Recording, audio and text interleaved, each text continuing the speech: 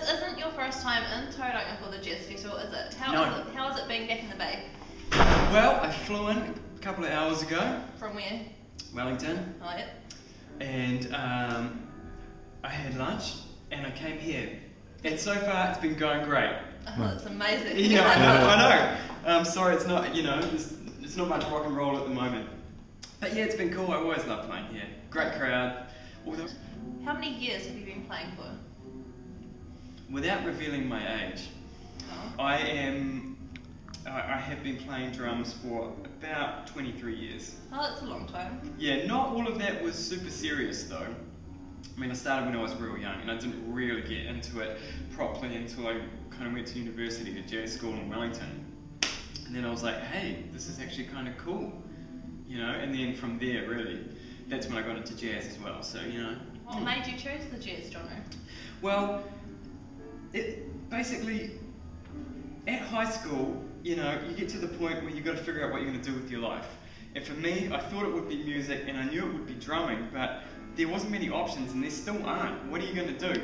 So back then in Wellington you could go to Whitireia Polytech and do kind of like a rock course, or you could go to Victoria University and do classical percussion, or you could go to, which was then Wellington Polytech, and do jazz.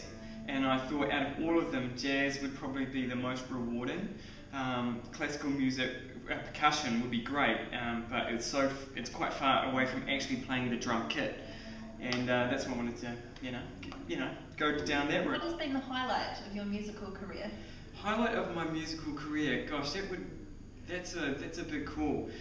I would have to say at the moment it's this album that I've got out now, Resonator. It's been a huge effort to get this together, a huge effort. It's taken years, it's all self-funded.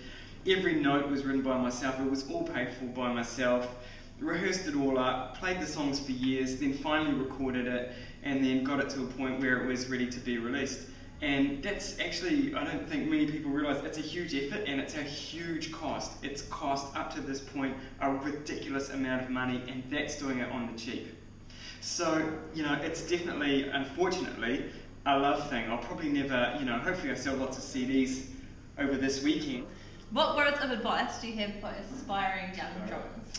Okay, first of all, no matter what style of music you're into, if it's jazz or death metal or hip hop or whatever, really the most important thing is your time, But also, without being without this sounding too crazy, your people skills. If you're a dick, no one's going to want to play with you. And a lot of drummers just, they get to the point where they think they're great and they get massive egos.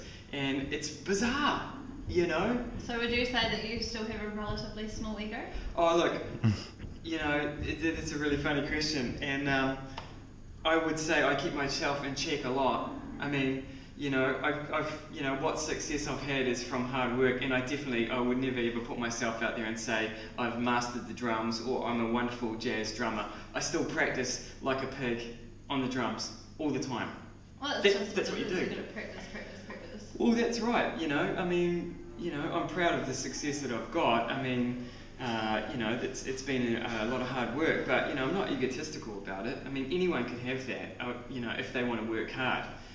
It's definitely possible. You've just got to, work on your musical skills, but on your personal skills, you've got to get on with people, It's pretty simple, really. It's very good life advice as well, actually. It doesn't apply for just drummers. That's right. It can apply to anyone. Yeah, and a good one for drummers is use deodorant. Oh, yeah. You smelly fellas. And chicks too, actually. Oh, gross. Yeah, but anyway. Okay. Cool, thank you so much for your time, Reuben. My pleasure.